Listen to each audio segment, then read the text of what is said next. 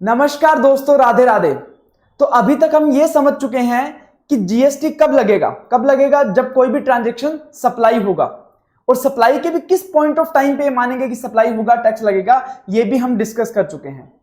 अब हमारी बात आती है कि यार टैक्स किस वैल्यू पे लगेगा।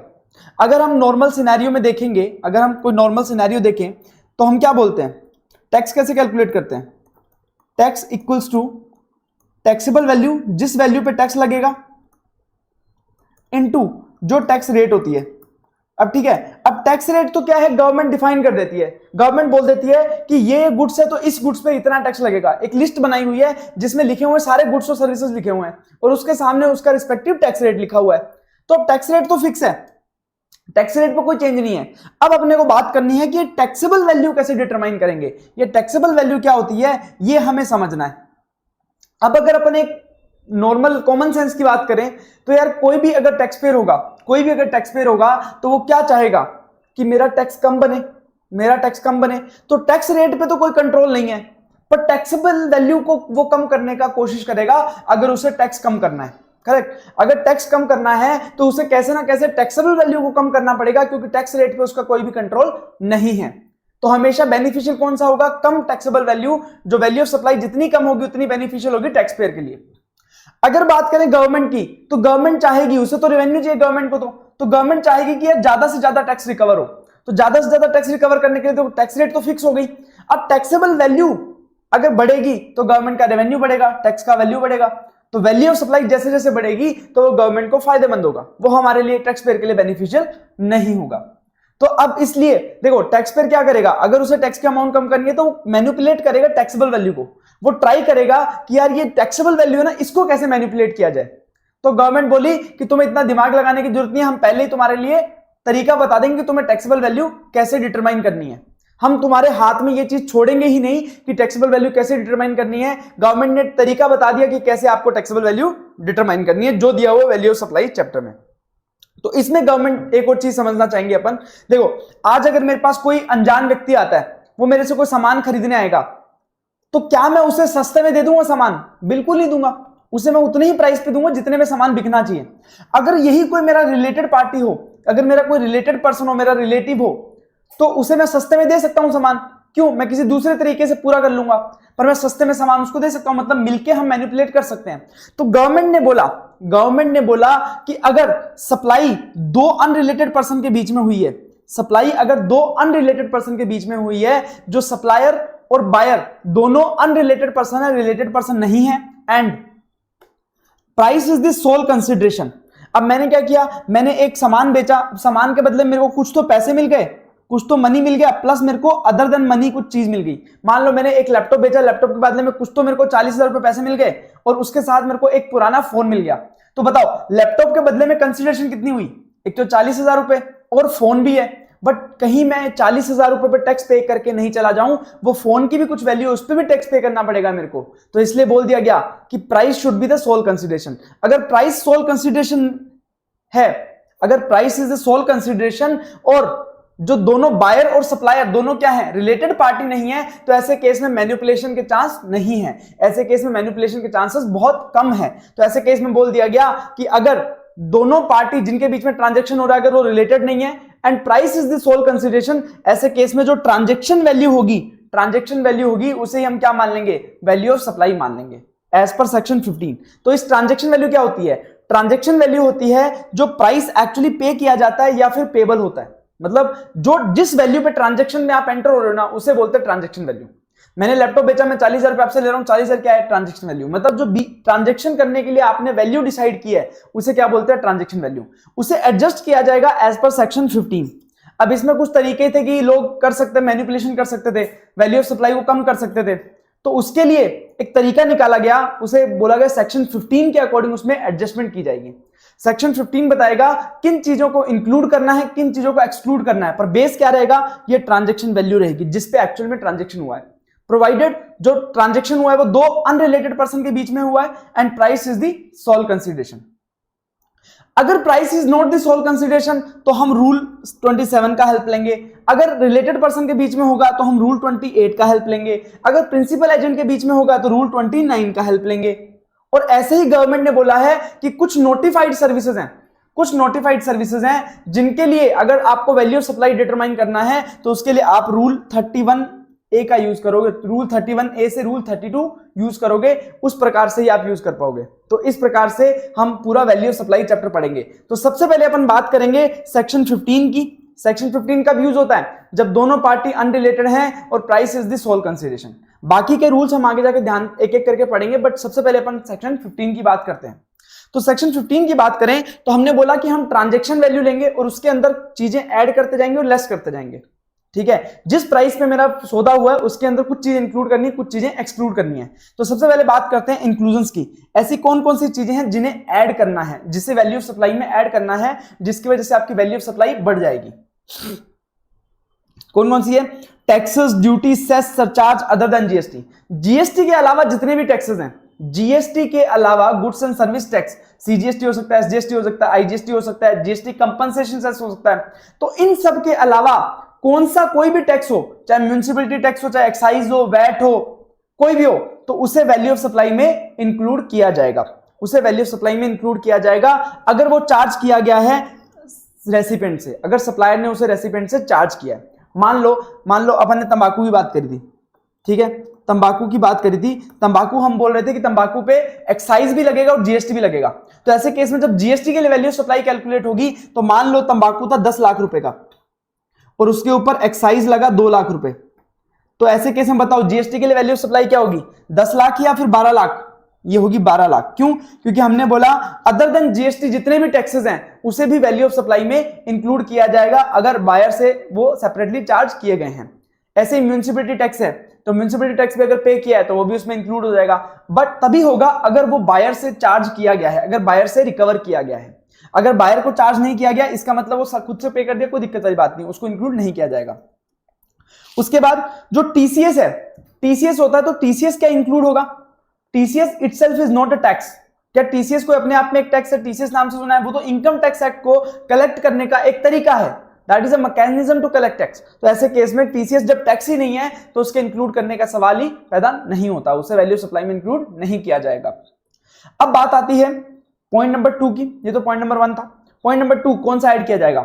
अगर कोई व्यक्ति, अगर सप्लायर कॉन्ट्रैक्चुअली लायबल था किसी व्यक्ति को पे करने के लिए और उसके बिहाफ पे रेसिपिएंट ने पे कर दिया, उसके बिहाफ पे रेसिपिएंट ने पे कर दिया, तो ऐसे केस में उस जितना रेसिपिएंट ने पे किया है सप्लायर के बिहाफ पे थर्ड पार्टी को, उसे भी वैल्यू ऑफ सप्लाई में इंक्लूड किया जाएगा, उसे भी वैल्यू ऑफ सप्लाई में इंक्लूड किया जाएगा, चाहे वो बिल पे दिखाया नहीं हो।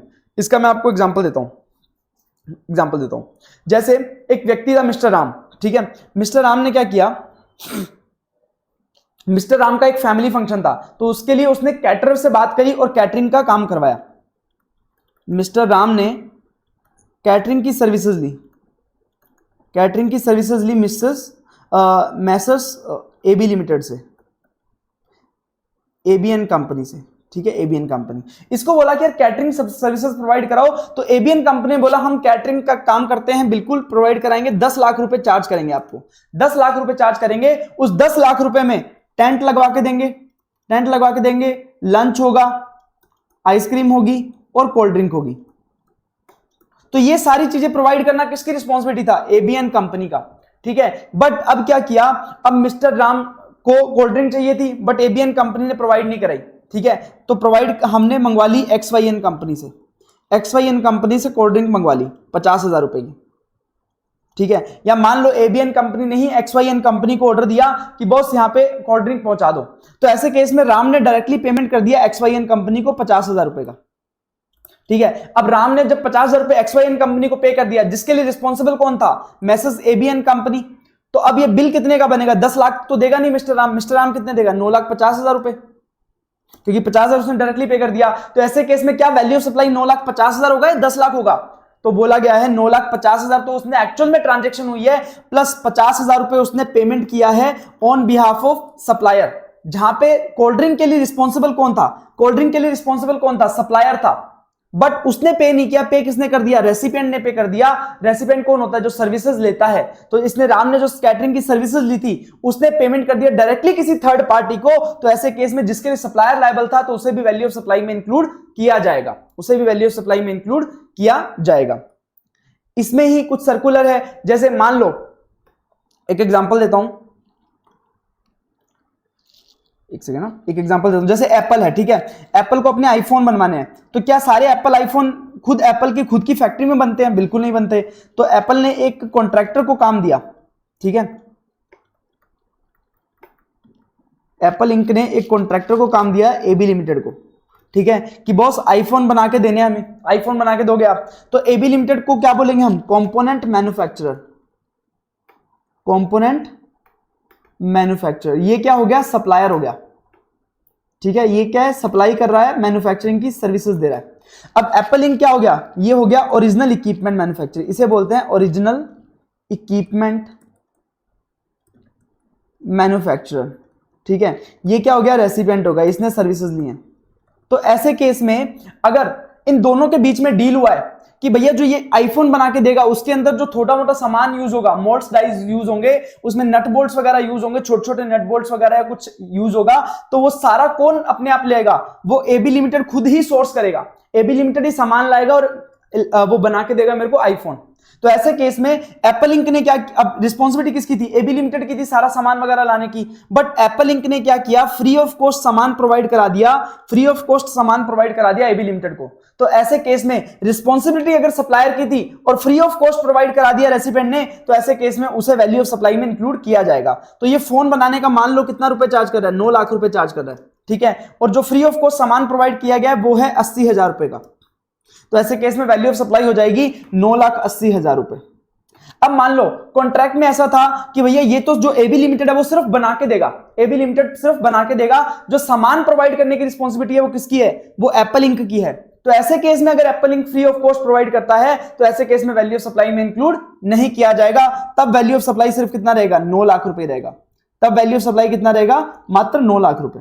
ये 80,000 को इंक्लूड नहीं किया जाएगा। तो सिंपल सी बात है, अगर मोल्ड्स एंड डाइज प्रोवाइड करने का रिस्पॉन्सिबिलिटी किसका है? कंपोनेंट मैन्युफैक्चरर का है। कंपोनेंट मैन्युफैक्चरर है liable to use their own moulds and dies. तो अगर ऐसे में फ्री ऑफ कॉस्ट प्रोवाइड किया गया है तो वो इंक्लूड किया जाएगा वैल्यू ऑफ सप्लाई में। और अगर ओरिजिनल इक्विपमेंट मैन्युफैक्चरर ही लाइबल था प्रोवाइड कराने के लिए मोल्ड्स एंड डाइज, तो ऐसे केस में अगर फ्री ऑफ कॉस्ट प्रोवाइड कराया तो उसे वैल्यू ऑफ सप्लाई इंक्लूड नहीं किया जाएगा, नहीं किया जाएगा। इसी प्रकार से जो सप्लायर था, सप्लायर ने वादा किया रेसिपिएंट को, सप्लायर ने वादा किया रेसिपिएंट को, सप्लायर ने बोला कि मैं सामान तेरे यहां पे पहुंचा के दूंगा, ठीक है, जिसे बोलते हैं एफओआर बेसिस पे। मतलब ये सामान यहां पे पहुंचा के देगा सप्लायर रेसिपिएंट के यहां पे। तो ट्रांसपोर्टेशन कॉस्ट इनकर करने का रिस्पॉन्सिबिलिटी किसका है?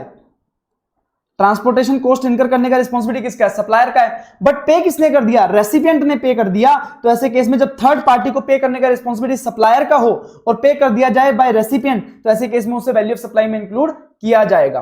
तो अगर ट्रांसपोर्टेशन प्रोवाइड कराने का रिस्पॉन्सिबिलिटी सप्लायर का है और उसको पे कर दिया रेसिपिएंट ने, तो उसे वैल्यू ऑफ सप्लाई में इंक्लूड किया जाएगा। अब मान लो सप्लायर ने आपको ट्रक तो अरेंज करके दे दिया, but supplier is not liable to provide the transportation. तो ऐसे केस में पे करने का, ट्रांसपोर्टेशन का लायबिलिटी किसका है? रेसिपिएंट का है। रेसिपिएंट उठा के लेके जाएगा सामान। तो ऐसे केस में अगर रेसिपिएंट नहीं पे कर दिया तो वो एक सेपरेट कॉन्ट्रैक्ट है, यहां पे वैल्यू ऑफ सप्लाई में इंक्लूड नहीं किया जाएगा, क्योंकि यहां पे सप्लायर रिस्पॉन्सिबल ही नहीं था, ठीक है। तो ऐसी बात है। और अगर सप्लायर ही आपको सामान के साथ ट्रांसपोर्टेशन करके दे रहा है, अगर सप्लायर ही ट्रांसपोर्टेशन के साथ सामान के साथ ट्रांसपोर्टेशन करके दे रहा है, उसका अलग से वैल्यू चार्ज कर रहा है, तो वो कंपोजिट सप्लाई हो जाएगी और मेन सप्लाई का वो क्या माना जाएगा?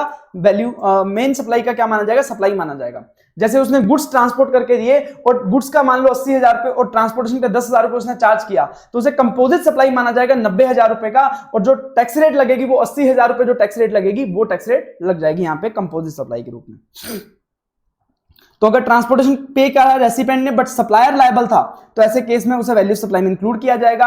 अगर रेसिपिएंट ने पे किया है, सप्लायर ने सिर्फ ट्रांसपोर्टेशन अरेंज किया है, वो रिस्पॉन्सिबल नहीं था, तो ऐसे केस में नॉट इंक्लूड रहेगा। अगर ट्रांसपोर्टेशन प्रोवाइड किया है सप्लायर ने, तो उसे कंपोजिट सप्लाई माना जाएगा और टैक्स रेट कौन सी लगेगी? प्रिंसिपल सप्लाई की टैक्स रेट लगेगी।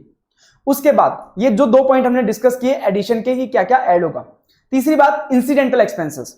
ऐसे एक्सपेंसेस जो हम मेन सप्लाई जब करते हैं तो उसके साथ इनकर हो जाते हैं, जैसे मैंने कोई सामान खरीदा, कोई एलईडी खरीदी, अब एलईडी मेरे घर पे पहुंचाने के लिए मैंने उसको बोला यार रास्ते में टूट जाएगी, उसमें स्पेशल पैकिंग कर दो, उसमें कुछ ऐसा गत्ता वत्ता डाल दो या उसके अंदर कोई ऐसा मुलायम चीज डाल दो जिससे कि वो टूटे नहीं।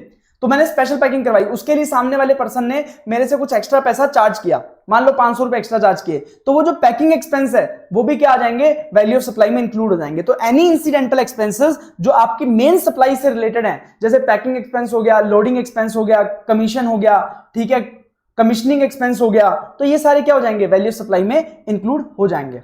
उसके बाद अगर कुछ अमाउंट चार्ज किया गया है for anything done by supplier before delivery, अगर डिलीवरी होने से पहले कुछ मैंने काम करवाया, जैसे मैंने बोला कि यार मैंने कोई फर्नीचर खरीदा, मैंने फर्नीचर में बोला यार ये मेरा डिजाइन अच्छा नहीं लग रहा, ये डिजाइन हटा के कुछ नया डिजाइन कर दो, तो उसके लिए उसने मेरे से 10,000 रुपए एक्स्ट्रा चार्ज किए, तो वो क्या हो जाएगा, मेरे हिसाब से मैंने मॉडिफिकेशन करवाया।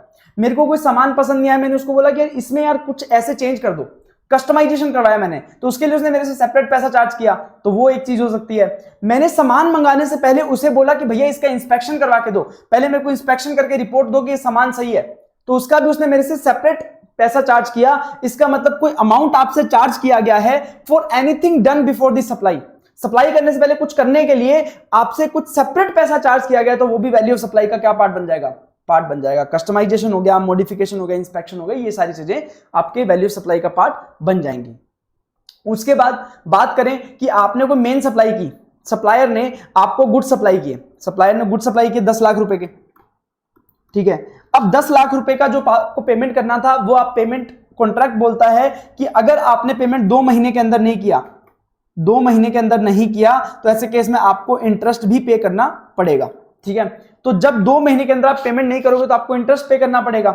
तो अब ये लेट हो गया, इसने 4 महीने बाद पेमेंट किया, 4 महीने बाद पेमेंट किया, तो 10 लाख रुपए पे इंटरेस्ट मान लो बन गया 20,000 रुपए, ठीक है। तो अब क्या ये 20,000 रुपए वैल्यू ऑफ सप्लाई का पार्ट बनेंगे, तो बोला गया है कि इंटरेस्ट, फीस, पेनल्टी अगर कोई डिले पेमेंट के लिए चार्ज की गई है, जो मेन सप्लाई के पेमेंट के लिए डिले हो गया, उसकी वजह से आपके से कोई इंटरेस्ट फी या पेनल्टी चार्ज की गई है, तो ऐसे केस में उसे भी वैल्यू ऑफ सप्लाई का पार्ट माना जाएगा। तो ये 20,000 रुपए को भी वैल्यू ऑफ सप्लाई का पार्ट माना जाएगा, ठीक है। बट कौन से मंथ में, हमने टाइम ऑफ सप्लाई में पढ़ा था कि अगर कोई इंटरेस्ट, लेट फीस, पेनल्टी करके कोई एडिशन है तो वो उस मंथ में टाइम ऑफ सप्लाई होगा, उस मंथ में टैक्स लगेगा जिस मंथ में वो रिसीव हुआ है, ना कि मेन सप्लाई से लिंक होगा। तो मेन मतलब ये जिस मंथ में रिसीव होगा उसी मंथ में टैक्सेबल होगा। और एक और बात, ये तभी टैक्सेबल होगा, ये तभी वैल्यू ऑफ सप्लाई का पार्ट बनेगा अगर ये एक्चुअली रिकवर होगा। अब मान लो उसने पेमेंट किया 4 महीने बाद, बट उनके रिलेशन इतने अच्छे थे सप्लायर और बायर के, बायर ने बोला यार मेरे को पेमेंट में डिले हो गया, मैं इंटरेस्ट नहीं देना चाहता, माफ कर दो।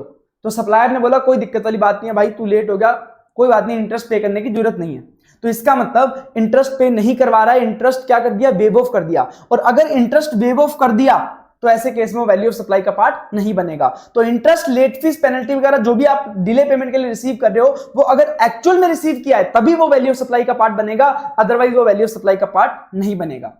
और अब देखो, मैंने 10 लाख रुपए का मेन सप्लाई किया, उसके साथ 20,000 रुपए इंटरेस्ट आया, तो इसे क्या माना जाएगा, कंपोजिट सप्लाई माना जाएगा, कंपोजिट सप्लाई माना जाएगा। और इसके लिए जो 10 लाख के ऊपर जो टैक्स रेट एप्लीकेबल है, मान लो 10 लाख पे अगर 20% 28% टैक्स रेट एप्लीकेबल है, तो पूरे 10,20,000 रुपए पे 28% की टैक्स रेट एप्लीकेबल हो जाएगी। तो क्या माना जाएगा, कंपोजिट सप्लाई माना जाएगा, और टैक्स रेट मेन सप्लाई वाली एप्लीकेबल हो जाएगी। और इंटरेस्ट, जब तक क्वेश्चन में कुछ दिया नहीं हो, जब तक क्वेश्चन में कुछ बोला नहीं है कि interest is exclusive of GST, तो ये माना जाएगा कि जो 20,000 है इसके अंदर जीएसटी भी इंक्लूडेड है, जीएसटी भी इंक्लूडेड है। तो ऐसे केस में वैल्यू ऑफ सप्लाई डिटरमाइन करने के लिए हमें इसमें से जीएसटी निकालना पड़ेगा, क्योंकि हमने बात की थी कि वैल्यू ऑफ सप्लाई में जीएसटी के अलावा बाकी सारे टैक्सेस आते हैं पर जीएसटी नहीं आता। तो अब अगर 20,000 रुपए में मान लो मेरा 28% जीएसटी भी इंक्लूडेड है, तो 20,000 डिवाइड बाय 128 इंटू 100 करूंगा तो क्या आ जाएगा, मेरा वैल्यू ऑफ सप्लाई आ जाएगा। तो जितना भी इंटरेस्ट का अमाउंट है उसे क्या माना जाएगा, नॉर्मली इंक्लूसिव ऑफ जीएसटी माना जाएगा, unless given in the question. तो अगर उसे वैल्यू ऑफ सप्लाई कैलकुलेट करना है तो इंटरेस्ट को डिवाइड करना पड़ेगा 100 प्लस रेट से और इंटू करना पड़ेगा 100 से, आपका क्या आ जाएगा, वैल्यू ऑफ सप्लाई आ जाएगा इंटरेस्ट के केस में। तो ये चीज भी हमें इंक्लूड करनी है। उसके बाद 6 पॉइंट, सब्सिडी। अगर कोई सब्सिडी रिसीव हुई है, अगर सब्सिडी रिसीव हुई है किसके द्वारा, अदर देन सेंट्रल गवर्नमेंट और स्टेट गवर्नमेंट के द्वारा प्रोवाइड की गई है। अब जो सब्सिडी रिसीव हुई है वो अदर देन स्टेट गवर्नमेंट या सेंट्रल गवर्नमेंट के द्वारा रिसीव हुई है, मतलब हमें जो सब्सिडी मिली है वो सेंट्रल गवर्नमेंट और स्टेट गवर्नमेंट के अलावा किसी से मिली है, और डायरेक्टली लिंक है प्राइस से। अब डायरेक्टली लिंक प्राइस से क्या होता है मैं बताता हूं। जैसे आपकी बुक्स की शॉप है, बुक्स की शॉप है, ठीक है, आप बुक्स एक बेच रहे हो, 500 रुपए की बुक बेच रहे हो, ठीक है, ये है महात्मा गांधी की जीवनी पे 500 रुपए की बुक है, ठीक है। अब एक एनजीओ है, एक एनजीओ इस चीज को प्रमोट करना चाहता है कि आप इस बुक को बेचो, तो एनजीओ आपके पास आया, एनजीओ बोला कि आप जब भी ये बुक बेचोगे ना, आप ऐसा करना, इस बुक की प्राइस कम कर दो, इस बुक को 300 रुपए में बेचना चालू कर दो, 300 रुपए में बेचना चालू कर दो। जो 200 रुपए का नुकसान हो रहा है वो 200 रुपए कौन देगा? एनजीओ देगा। 200 रुपए कौन देगा? एनजीओ देगा। तो ऐसे केस में हमने कंसिडरेशन के केस में भी पढ़ा था कि कंसिडरेशन चाहे रेसिपिएंट पे करे, चाहे उसके बिहाफ पे कोई दूसरा पे करे, वो वैल्यू सप्लाई का पार्ट बनता है। तो उसी पॉइंट ऑफ व्यू पे जो सब्सिडी है, अगर सब्सिडी डायरेक्टली प्राइस लिंक्ड है, प्राइस 500 रुपए था, क्योंकि सब्सिडी रिसीव हो रही है मुझे एनजीओ से, तो मैंने उसे क्या कर दिया? 300 रुपए कर दिया। तो मेरा जो वैल्यू सप्लाई है वो 300 रुपए होगा या 500 रुपए होगा? तो मेरा वैल्यू सप्लाई हो जाएगा 500 रुपए। क्यों? क्योंकि सब्सिडी रिसीव हुई है अदर देन सेंट्रल गवर्नमेंट और स्टेट गवर्नमेंट के द्वारा। मतलब ये जो सब्सिडी 200 रुपए रिसीव हुई है वो सेंट्रल गवर्नमेंट और स्टेट गवर्नमेंट से रिसीव नहीं हुई, उसके अलावा किसी व्यक्ति से रिसीव हुई है, और डायरेक्टली लिंक किससे है? प्राइस से। प्राइस पे सीधा इंपैक्ट आ रहा है, तो ऐसे केस में इसे ऐड किया जाएगा, इसे ऐड किया जाएगा। तो आपका ट्रांजेक्शन वैल्यू कितना था? 300 प्लस सब्सिडी ऐड किया जाएगा 200, 500 रुपए का आपका क्या हो जाएगा? वैल्यू सप्लाई हो जाएगा। हाँ, अगर ये सब्सिडी प्राइस से लिंक्ड नहीं है, मान लो आपको सब्सिडी दी गई है प्लांट एस्टेब्लिश करने के लिए, आपको एंटरप्रेन्योरशिप के लिए, मतलब उस वस्तु से रिलेटेड नहीं है, उस गुड से रिलेटेड नहीं है, उस सर्विसेज से रिलेटेड नहीं है, डायरेक्टली प्राइस से लिंक्ड नहीं है, तो ऐसे केस में उसे वैल्यू सप्लाई का पार्ट नहीं बनाया जाएगा, उसे वैल्यू सप्लाई में ऐड नहीं किया जाएगा। दूसरी बात, अगर सब्सिडी रिसीव हुई सेंट्रल गवर्नमेंट या स्टेट गवर्नमेंट से, अगर मान लो यही 200 रुपए की सब्सिडी हमारे स्टेट गवर्नमेंट के द्वारा दी जाती, स्टेट गवर्नमेंट के द्वारा दी जाती इस बुक को प्रमोट करने के लिए, तो ऐसे केस में इसका जो वैल्यू सप्लाई होता वो सिर्फ कितना होता? 300 रुपए होता, 200 रुपए उसमें ऐड नहीं किया जाता। ठीक है, तो ये फर्क है। क्योंकि कंसीडरेशन जब हमने पढ़ा था तो कंसीडरेशन में भी हमने पढ़ा था कि अगर सेंट्रल गवर्नमेंट और स्टेट गवर्नमेंट से कंसीडरेशन रिसीव हुआ तो उसे कंसीडरेशन नहीं मानते। ठीक है, तो चलिए ये बात हो गई। अब एक और बात समझा देता हूं मैं आपको, क्वेश्चन में कैसे टैकल करना है। अगर क्वेश्चन में स्पेसिफिकली दिया हुआ है कि जो वैल्यू है that is after considering subsidy, जो ऊपर प्राइस दिया हुआ है गुड्स का that is after considering subsidy, इसका मतलब आपने सब्सिडी को ऑलरेडी लेस कर रखा है, सब्सिडी को हमने लेस कर रखा है। और if mention only that subsidy received, या फिर ये लिख सिर्फ आपको दिया हुआ कि सब्सिडी रिसीव हुई है, आपको कुछ नहीं दिया कि भाई बिफोर कंसिडरिंग है या फिर आफ्टर कंसिडरिंग है, तो हम यही मानेंगे कि ये जो वैल्यू दी हुई है प्राइस की वो आफ्टर कंसिडरिंग सब्सिडी दी हुई है। तो अगर आफ्टर कंसिडरिंग सब्सिडी है इसका मतलब हमने ऑलरेडी उसको क्या कर रखा है? लेस कर रखा है। तो ऐसे केस में अगर वो सेंट्रल गवर्नमेंट और स्टेट गवर्नमेंट के द्वारा दिया गया है सब्सिडी, अगर सेंट्रल गवर्नमेंट या स्टेट गवर्नमेंट के द्वारा सब्सिडी दिया गया है, इसका मतलब कोई फर्दर ट्रीटमेंट रिक्वायर्ड नहीं है, क्योंकि सब्सिडी वैसे भी हमें इंक्लूड नहीं करना था और हमने वैल्यू से भी उसे पहले ही ऑलरेडी हटा रखा है, तो कोई ट्रीटमेंट करने की जरूरत नहीं है। और अगर ये सब्सिडी रिसीव हुआ था अदर देन सेंट्रल गवर्नमेंट और स्टेट गवर्नमेंट से, इसका मतलब इसे हम वैल्यू ऑफ सप्लाई का पार्ट बनाना चाहते हैं बट उसे ऑलरेडी हमने रिड्यूस कर रखा है, तो उसे वापस एड बैक करना पड़ेगा, एड बैक किया जाएगा जो कि ऑलरेडी रिड्यूस कर रखी है सब्सिडी। अब अगर क्वेश्चन में दिया हुआ है कि यार बिफोर कंसिडरिंग सब्सिडी है, बिफोर कंसिडरिंग सब्सिडी है, इसका मतलब सब्सिडी उसमें से लेस नहीं की गई है, तो अगर सेंट्रल गवर्नमेंट स्टेट गवर्नमेंट से मिलेगी तो लेस कर देना, और other than central state government मिली है तो ऑलरेडी उसमें एडेड है, हमें कुछ करना ही नहीं है, वो ऑलरेडी एडेड है उसमें। ठीक है, तो इस प्रकार से सब्सिडी का ट्रीटमेंट किया जाएगा। अब इसमें एक स्पेशल सर्कुलर आया है, इसमें बोला गया है कि जो बैंक्स वगैरह को बोला गया है कि जब कोई रुपे डेबिट कार्ड या भीम यूपीआई के थ्रू ट्रांजैक्शन होती है, या भीम यूपीआई के थ्रू जो छोटी मोटी ट्रांजैक्शन होती हैं उनके ऊपर कोई भी चार्जेस वसूल ना किया जाए, उसके ऊपर कोई भी चार्जेस वसूल ना किया जाए, ऐसा बोला सेंट्रल गवर्नमेंट ने बैंक्स को। क्योंकि बैंक्स आपको सर्विसेज दे रहे हैं, भीम यूपीआई यूज कर रहे हो आप, रुपे डेबिट कार्ड यूज कर रहे हो, तो उसमें ट्रांजैक्शन का सेटलमेंट कराना पड़ता है, सर्विसेज दे रहा है बैंक, तो आपसे कुछ चार्जेस लेगा। बट सेंट्रल गवर्नमेंट ने मना कर रखा है कि आप कोई भी चार्जेस नहीं लोगे। अब सेंट्रल गवर्नमेंट ने मना कर रखा है तो बैंक चार्जेस नहीं ले सकते, तो बैंक कहां से लेंगे? तो बैंक को बोला गया कि आपको उसके बदले में सेंट्रल गवर्नमेंट क्या दे देगी? कुछ इंसेंटिव दे देगी। उसके बदले में सेंट्रल गवर्नमेंट क्या करेगी? इंसेंटिव दे देगी। इसका मतलब क्या है?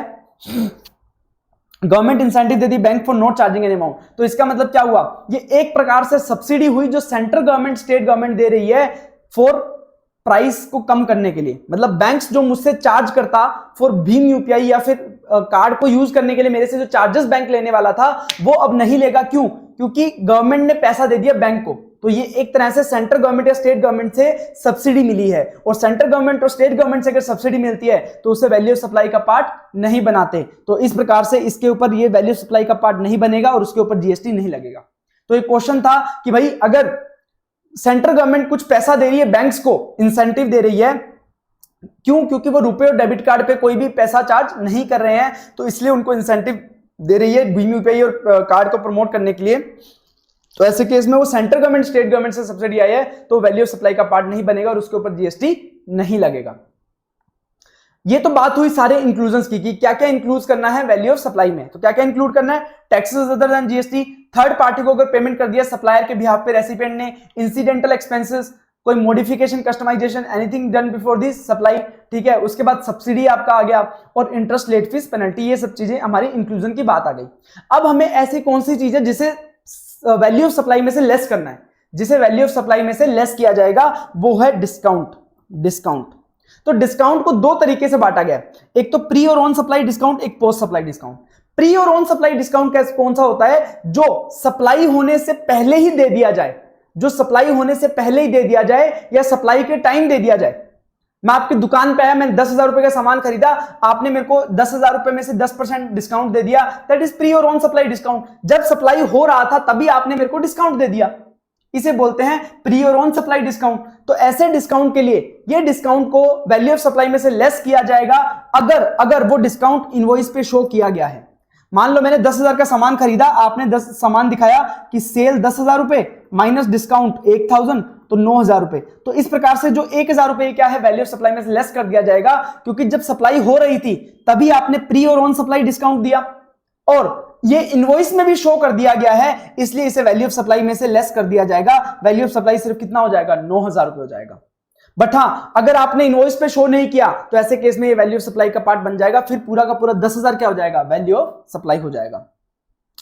एक दूसरा तरीका है पोस्ट सप्लाई डिस्काउंट। दूसरा है पोस्ट सप्लाई डिस्काउंट। इसका मतलब सप्लाई हो जाने के बाद डिस्काउंट दिया है मैंने, सप्लाई वगैरह सब कुछ हो गया, अब उसके बाद डिस्काउंट दे रहा हूं, तो क्या ये वैल्यू ऑफ सप्लाई में से लेस होगा? तो इसमें बोला गया कि पोस्ट सप्लाई डिस्काउंट, पहले तो मैं आपको एग्जांपल देता हूं क्या होता है, ठीक है। मैंने आपको 1000 गुड्स डिलीवर कर दिए, मैंने 1000 गुड्स डिलीवर कर दिए, मैंने बोला कि एक गुड्स का वैल्यू है 100 रुपए, ठीक है। तो मतलब कितना हो गया? 1 लाख रुपए हो गया, 1 लाख रुपए हो गया। अब मैंने बोला कि अगर तूने इन 3 महीने में अगर तूने 700 से ज्यादा गुड्स बेच दिए, 700 से ज्यादा गुड्स बेच दिए, तो मैं तेरे को जो 100 रुपए में चार्ज किया था ना, अब ये मैं इसका प्राइस 90 रुपीज कर दूंगा और तेरे को 10 रुपए वापस कर दूंगा, ठीक है। तो अब सप्लाई तो हो चुका, मैंने 1000 गुड्स बेच दिए, उसका पेमेंट भी आ गया, सब कुछ हो गया। अब मैं 3 महीने बाद मुझे पता चला कि मैंने 800 गुड्स बेच दिए, तो इसका मतलब मेरे को डिस्काउंट मिलना चाहिए था, तो इसका मतलब वो मेरे को क्या करेगा? 10,000 रुपए लेस कर देगा, मेरा अब पैसा कितना हो जाएगा? 90,000 रुपीज क्या हो जाएगा?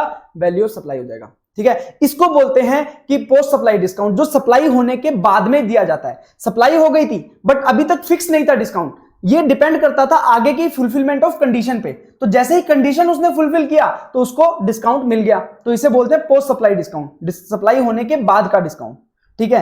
पोस्ट सप्लाई डिस्काउंट में आपको तभी वैल्यू ऑफ सप्लाई में से लेस किया जाएगा। पोस्ट सप्लाई डिस्काउंट देखो नॉर्मली वैल्यू ऑफ सप्लाई में से लेस नहीं करना होता है, बट वैल्यू ऑफ सप्लाई में से लेस कर सकते हो अगर आप 3 कंडीशन फुलफिल कर दोगे। 3 कंडीशन फुलफिल करनी पड़ेगी। कौन कौन सी? First of all, discount as per contract existing on supply. जब आपने सप्लाई किया था तभी आपने डिसाइड कर लिया था कि आपको डिस्काउंट दिया जाएगा। जैसे यहां पे जब 1000 गुड्स भेजे गए तभी डिसाइड कर लिया था कि आप अगर 800-700 से ज्यादा गुड्स बेच दोगे तो आपको 10% डिस्काउंट मिल जाएगा। तो ये सप्लाई के टाइम ही डिसाइडेड था। अगर ये डिसाइड होता बाद में तो हम इसे वैल्यू सप्लाई से लेस नहीं करते, बट अगर कॉन्ट्रैक्ट जब हुआ सप्लाई का, सप्लाई हो रही थी तभी अगर ये लिखा हुआ था, तभी हमारी बात हो गई थी कि डिस्काउंट मिलेगा, तो यस वैल्यू सप्लाई में से लेस किया जाएगा। एंड एक condition, second condition, can be linked to invoice. कौन से इनवॉइस के थ्रू मैंने सेल किया था उस लिंक कर सकता हूं मैं इनवॉइस से, मुझे पता है किस इनवॉइस के लिए मैं डिस्काउंट दे रहा हूं। तीसरी बात, proportionate ITC reversed by the recipient. होता क्या है, देखो मैंने जब सामान बेचा 1 लाख रुपए का, उसके ऊपर मान लो 18% जीएसटी है, तो मैंने गवर्नमेंट को 18,000 रुपए जमा करवा दिए, ठीक है। अब जिस व्यक्ति ने परचेज किया उसने भी 1,18,000 रुपए पे किए थे, तो उसने 18,000 रुपए का इनपुट टैक्स क्रेडिट गवर्नमेंट से ले लिया, गवर्नमेंट से ये 18,000 रुपए वापस ले लिए, तो गवर्नमेंट के हाथ में क्या आया? 0। अब मैं क्या कर रहा हूं, मैं इस वैल्यू ऑफ सप्लाई को डिस्काउंट की वजह से कितना कर दे रहा हूं? 90,000 कर दे रहा हूं, 90,000 कर दे रहा हूं। मैं बोल रहा हूं कि 10% डिस्काउंट दे दिया, उसने माल 700 से ज्यादा बेचा, मैंने 10% डिस्काउंट दे दिया, तो वैल्यू सप्लाई कितना हो गया? 90,000 पे 18% कितना हो गया? 16,200। तो अब मैंने गवर्नमेंट से 1,800 रुपए वापस ले लिए, मैंने गवर्नमेंट को बोला मैंने 10% डिस्काउंट दिया है तो मेरा वैल्यू ऑफ सप्लाई 10% से कम हो गया, तो आपका टैक्स भी 10% से कम हो गया, तो मैंने गवर्नमेंट से 1800 रुपए वापस ले लिए। तो इसका मतलब मैंने गवर्नमेंट को कितने दिए, मात्र 16,200, बट यहां पे इसने इनपुट टैक्स क्रेडिट कितना ले लिया, 18,000 रुपए का। तो भैया जब यहां पे 1 लाख रुपए की वैल्यू ऑफ सप्लाई जब इसने सप्लायर ने कम कर दी, सप्लायर ने पेमेंट करते टाइम उसे 1 लाख को 90,000 कर दिया, तो बोस परचेज करने वाले को भी जो इनपुट टैक्स क्रेडिट उसने 18,000 रुपए का ले रखा है, प्रोपोर्शनेटली आईटीसी रिवर्स करना पड़ेगा। तो उसने जो 18,000 रुपए का टैक्स लायबिलिटी को 10% कम कर दिया, जैसे ही 10% वैल्यू ऑफ सप्लाई कम हुआ, तो ऐसे केस में रेसिपिएंट को भी 10% आईटीसी कम करना पड़ेगा। जो 18,000 रुपए का आईटीसी लिया था उसमें से 10% आईटीसी 1800 आईटीसी क्या करना पड़ेगा, रिवर्स करना पड़ेगा, तभी इसको वैल्यू ऑफ सप्लाई में से लेस करने का आपको ऑप्शन मिलेगा। तो 3 कंडीशन कौन कौन सी हैं, जिस टाइम आपने कॉन्ट्रैक्ट किया था उस टाइम ही आपका डिसाइड हो गया था कि आपको डिस्काउंट दिया जाएगा। दूसरा, प्राइसेस से लिंक किया जा सकता है इनवॉइसेस से। तीसरी बात, जो आईटीसी प्रोपोर्शनेट आईटीसी है वो रिवर्स कर दिया है रेसिपिएंट ने। तो अगर ये तीनों कंडीशन फुलफिल हो जाती हैं तो आप क्या कर सकते हो, वैल्यू ऑफ सप्लाई में से डिस्काउंट को लेस कर सकते हो। चलिए अब इसके रिलेटेड एक सर्कुलर है जिसमें बोला गया कि देखो होता क्या, इंश्योरेंस कंपनी आपको इस बार पॉलिसी दिया, ठीक है, आपने एक मेडिकल इंश्योरेंस करवाया, आप बीमार नहीं हुए पूरे साल में तो आपने कोई भी क्लेम नहीं लिया। तो अगले साल आप जब वापस मेडिकल इंश्योरेंस करवाओगे तो आपके नाम मेडिकल इंश्योरेंस में से कुछ प्राइस कम कर दिया जाता है, आपको डिस्काउंट दे दिया जाता है। क्यों दे दिया जाता है, क्योंकि आपने पिछले साल कोई भी क्लेम नहीं किया है कंपनी से, तो उसे बोलते हैं नो क्लेम बोनस। क्योंकि आपने पिछले साल कोई क्लेम नहीं किया था, इसके लिए आपको इस साल के जो प्रीमियम में थोड़ी छूट दे दी गई, उसे बोलते हैं नो क्लेम बोनस। तो ऐसे केस में देखो, जब इस साल आपको पॉलिसी इशू होगी तो इनवॉइस इशू होगा, तो सप्लाई के पहले ही आपका डिस्काउंट तय हो गया। तो ये कौन सा डिस्काउंट हुआ, प्री और ऑन सप्लाई डिस्काउंट, क्योंकि कंडीशन क्या थी, पिछले साल ही पता लग गया कि पिछले साल आपने क्लेम किया कि नहीं किया, तो आपको प्री और ऑन सप्लाई डिस्काउंट है इस बार के लिए, और उसे इनवॉइस में लेस करके दिखाया जाएगा। मान लो 1 लाख रुपए प्रीमियम है, उसमें 10,000 रुपए आपको नो क्लेम बोनस है, तो 10,000 रुपए लेस करके 90,000 दिखाया जाएगा, तो आपका वैल्यू ऑफ सप्लाई क्या होगा, 90,000। क्योंकि प्री और ऑन सप्लाई डिस्काउंट अगर इनवॉइस में दिखा दिया गया तो वैल्यू ऑफ सप्लाई में से क्या हो जाता है, लेस हो जाता है। तो ध्यान रखिएगा, जो नो क्लेम बोनस है वो रिड्यूस किया जाता है from gross premium while raising invoice, so value of supply would be net premium, जो नेट आएगा after reducing no claim bonus, NCB. उसके बाद एक आता है डेलक्रेड एजेंट ट्रांजैक्शन। तो होता क्या है, हमने सप्लाई अंडर जीएसटी चैप्टर में पढ़ा था, शेड्यूल 1 की ट्रांजैक्शन। उसमें हमने पढ़ा था कि यार एजेंट होते हैं, एजेंट डेलक्रेड एजेंट भी होता है, फैक्टर होता है, आड़तिया होता है, सब तरह के होते हैं। तो डेलक्रेड एजेंट ऐसा एजेंट होता है जो प्रिंसिपल को बोलता है कि बॉस अगर तुम्हें पैसा नहीं दिया किसी कस्टमर ने, मतलब जिस कस्टमर के लिए डील करवाई है उस एजेंट ने, और उस कस्टमर ने अगर पैसा नहीं दिया, तो जो डेलक्रेड एजेंट होता है ना, वो अपनी जेब से पैसा पेमेंट करेगा प्रिंसिपल को, तो प्रिंसिपल को तो ऑन टाइम पेमेंट मिल जाएगा। अब जो पैसा रिकवर करना है बायर से, वो किसकी रिस्पॉन्सिबिलिटी है, डेलक्रेड एजेंट की, ठीक है। तो पैसा कौन रिकवर करेगा, डेलक्रेड एजेंट। प्रिंसिपल को ऑन टाइम पेमेंट मिल जाएगा, उसकी गारंटी देता है कौन, डेलक्रेड एजेंट, ठीक है। तो डीसीए कलेक्ट करता है payment from buyer with interest, पर डीसीए पेमेंट प्रिंसिपल को ऑन टाइम कर देता है, ठीक है। तो अब हमें पता लगाना है कि जब मान लो बायर ने डिले कर दिया पेमेंट करने में, तो ऐसे केस में डेलक्रेड एजेंट क्या करेगा, बायर से पैसा लेगा, उसके साथ इंटरेस्ट चार्ज करेगा।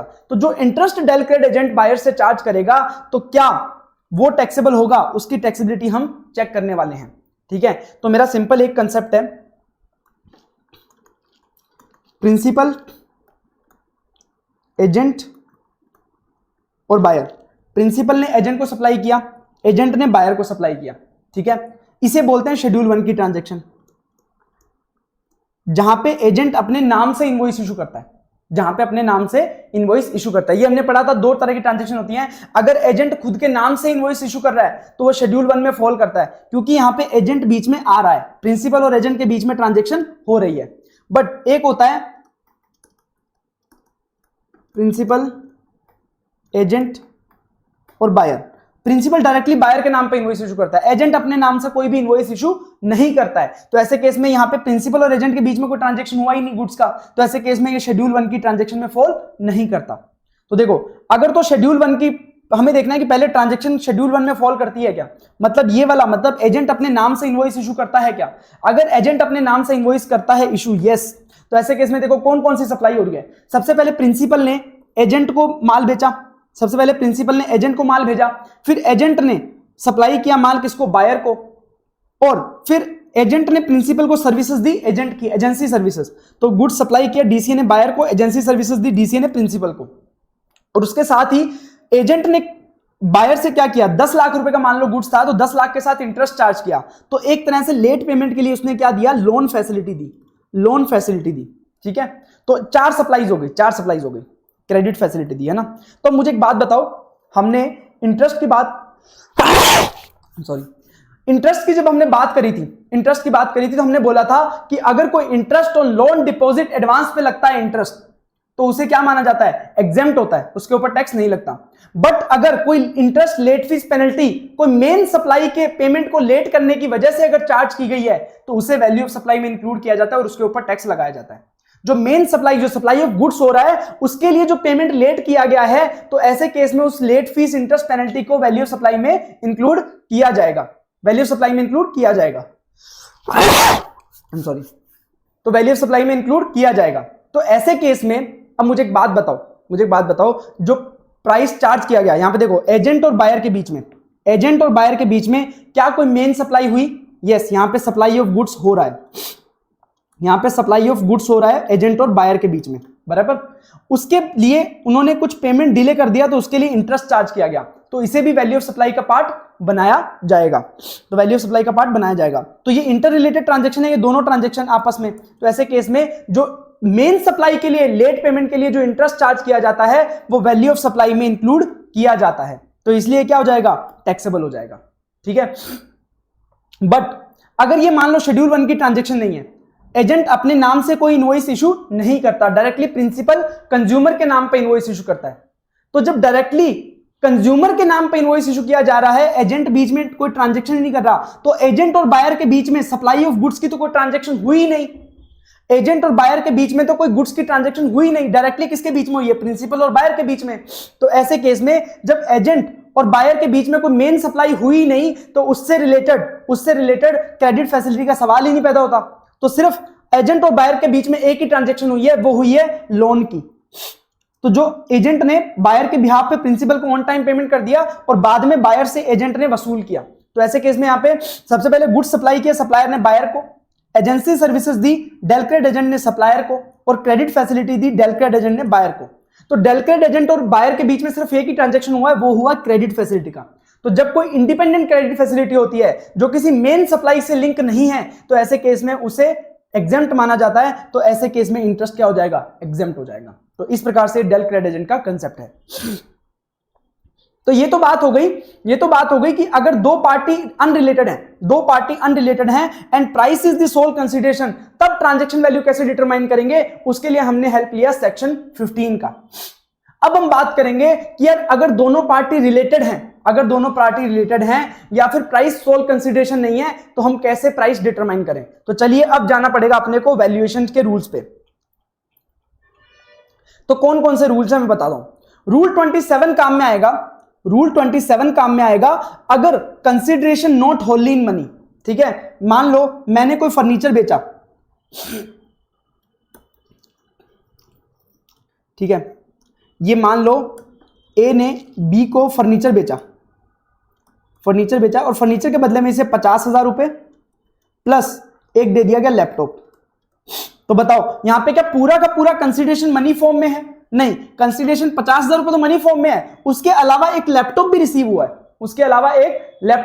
हुआ है, इसका मतलब यहां पे price is not the sole consideration, पूरा का पूरा कंसीडरेशन मनी फॉर्म में नहीं है। तो ऐसे केस कौन से होते हैं, बार्टर हो, एक्सचेंज हो, तो ऐसे केस में कंसीडरेशन होल इन मनी नहीं होता। तो ऐसे केस में कितना कंसीडरेशन है, कितना वैल्यू ऑफ सप्लाई होगा, वो डिटरमाइन करने के लिए आपके काम आएगा रूल नंबर 27। अगर मान लो आपको बिजनेस एसेट का परमानेंटली ट्रांसफर कर रहे हो, परमानेंटली डिस्पोज ऑफ कर रहे हो, तो ऐसे केस में कंसीडरेशन वहां पे होता नहीं है, तो अब उसका वैल्यू ऑफ सप्लाई कैसे डिटरमाइन करें। जब कंसीडरेशन नहीं होता तो भी उसे क्या मान लिया जाता है, शेड्यूल 1 में ट्रांजैक्शन मान लिया जाता है सप्लाई का।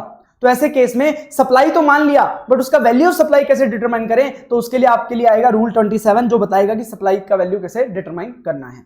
तो किन केसेस में काम आएगा, बार्टर एक्सचेंज का अगर केस होगा तो उस केस में आपके रूल 27 काम आएगा।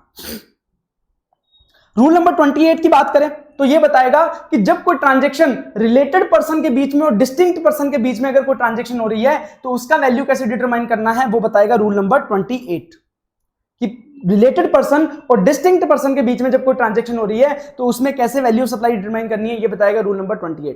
ध्यान रखना, प्रिंसिपल और एजेंट आपस में रिलेटेड पर्सन नहीं होते, बट अगर प्रिंसिपल ने कोई सोल एजेंट, सोल डिस्ट्रीब्यूटर या सोल कंसेशनर अपॉइंट किया है, मतलब एकमात्र एजेंट, एकमात्र डिस्ट्रीब्यूटर के थ्रू सेल करता है, तो ऐसे केस में वो क्या होते हैं, रिलेटेड पर्सन होते हैं। तो नॉर्मल प्रिंसिपल एजेंट का ट्रांजैक्शन रूल 28 से डील नहीं होगा, बट अगर सोल एजेंट और सोल डिस्ट्रीब्यूटर है तो ऐसे केस में रूल 28 से डील होगा, क्योंकि वो रिलेटेड पर्सन हो जाएंगे।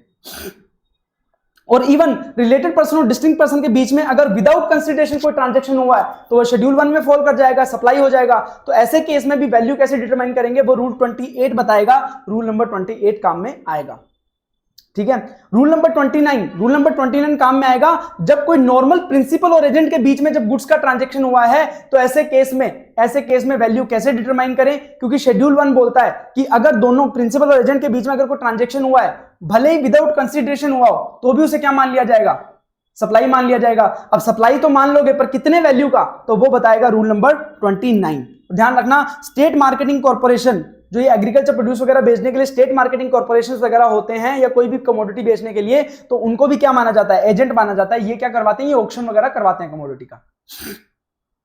उसके बाद रूल नंबर 30 आता है। रूल नंबर 30 बोलता है कि ऊपर वाले रूल से अगर कुछ डिटरमाइन नहीं हो पाएगा तो रूल नंबर 30 काम में आएगा और बोलेगा कि वैल्यू ऑफ सप्लाई क्या होता है, कि आपको उस गुड्स को बनाने में कितना प्रोडक्शन का कॉस्ट आया और एक्विजिशन का कॉस्ट आया, या वो सर्विसेज प्रोवाइड करने में कितना कॉस्ट आया, उसका 110% आप क्या मान लो, वैल्यू ऑफ सप्लाई मान लो। ये बताता है रूल 30।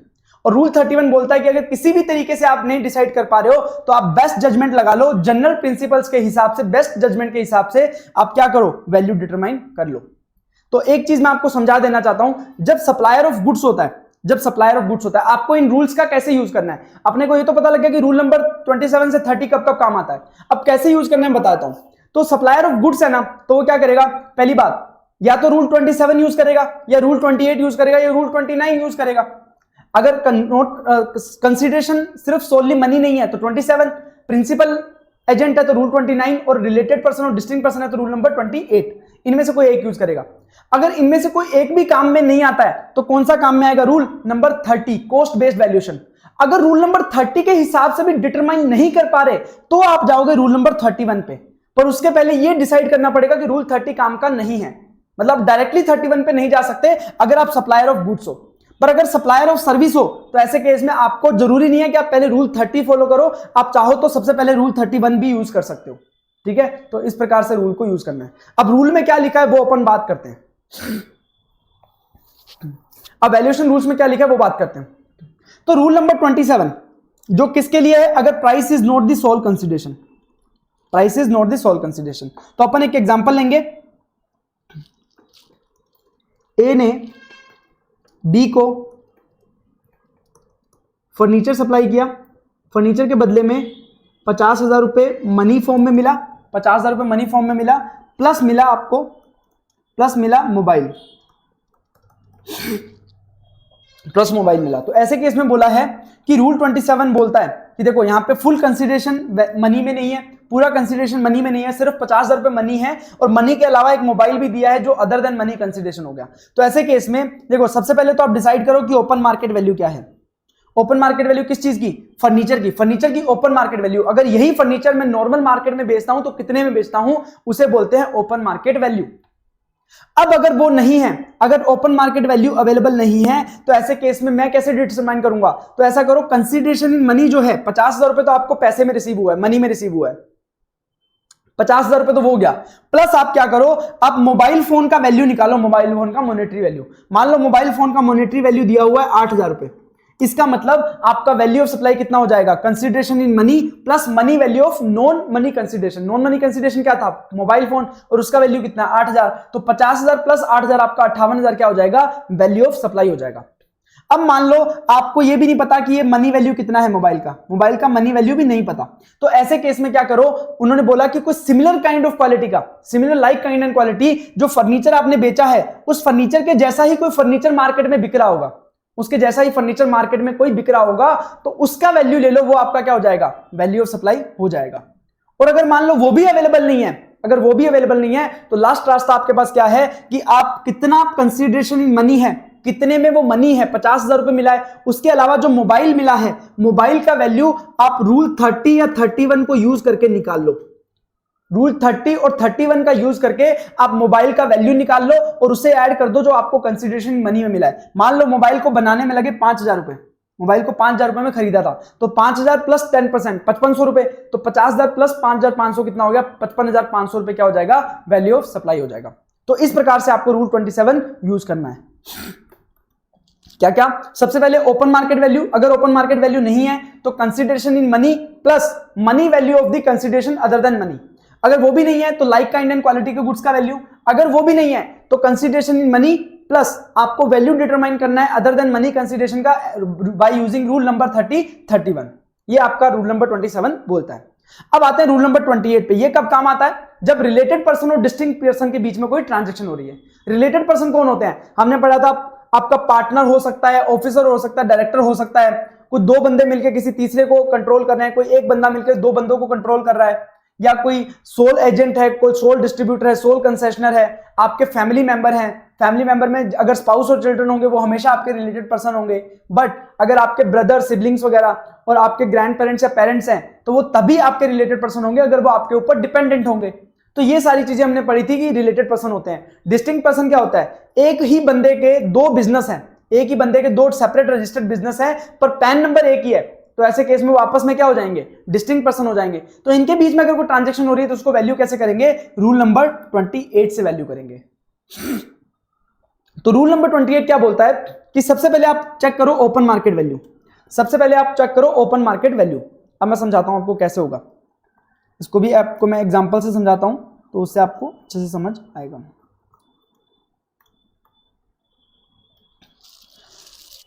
ठीक है, सबसे पहले तो बोल दिया ओपन मार्केट वैल्यू। इसका भी एक एग्जांपल देता हूं मैं आपको। जैसे ए नाम का बंदा है, उसने बी को भेजा, दोनों क्या है आपस में, दोनों क्या आपस में रिलेटेड पर्सन है।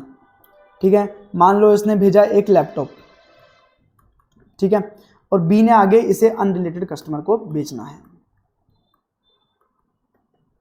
ये अनरिलेटेड कस्टमर है। ठीक है, अब हो क्या रहा है, सबसे पहले तो बोला कि जो लैपटॉप है, लैपटॉप का ओपन मार्केट वैल्यू कितना है, ओपन मार्केट वैल्यू कितना है वो आपका क्या हो जाएगा, वैल्यू ऑफ सप्लाई हो जाएगा। क्योंकि ए और बी के बीच में ट्रांजैक्शन जितने पे हो रही है, मान लो ए ने बी को जो लैपटॉप भेजा वो भेजा 20,000 रुपए पे, 20,000 रुपए का इनवॉइस बना के भेज दिया लैपटॉप।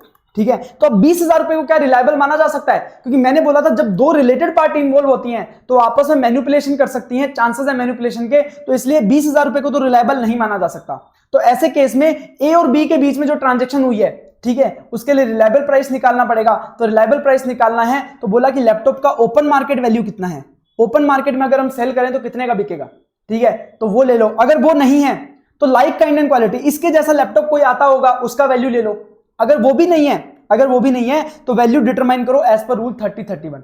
इस लैपटॉप को बनाने में कितना पैसा लगा, मान लो लैपटॉप को बनाने में लगा 50,000, तो 50,000 प्लस 10% 55,000 क्या हो जाएगा, वैल्यू ऑफ सप्लाई हो जाएगा। कहने का मतलब या तो पहले ओपन मार्केट वैल्यू यूज करो या लाइक काइंड एंड क्वालिटी के गुड्स का वैल्यू यूज करो, अगर वो भी नहीं है तो रूल 30-31 के अकॉर्डिंग आपको वैल्यू डिटरमाइन करना पड़ेगा। बट उसके साथ ही एक और बोल दिया गया रिलेटेड पर्सन को, रिलेटेड पर्सन के केस में दो और ऑप्शन दे दिए गए। अगर आप चाहो तो इन तीनों को इग्नोर करके आपके पास दो और ऑप्शन है।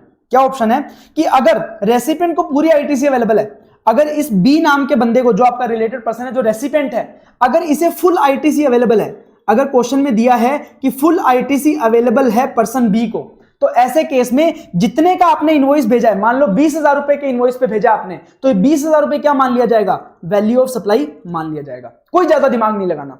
अगर रेसिपिएंट को फुल आईटीसी अवेलेबल है तो ऐसे केस में इनवॉइस वैल्यू ही क्या हो जाएगा, वैल्यू ऑफ सप्लाई हो जाएगा, कोई दिक्कत वाली बात नहीं है। फिर भले ही लैपटॉप 1 लाख का हो, 1.5 लाख का हो, कोई फर्क नहीं पड़ता, जितने पे इनवॉइस किया है, अगर इनवॉइस आपने 0 पे भी किया है तो 0 ही आपका क्या मान लिया जाएगा, वैल्यू ऑफ सप्लाई मान लिया जाएगा, अगर पूरा आईटीसी अवेलेबल है पर्सन रेसिपिएंट को। ठीक है, एक ये ऑप्शन है।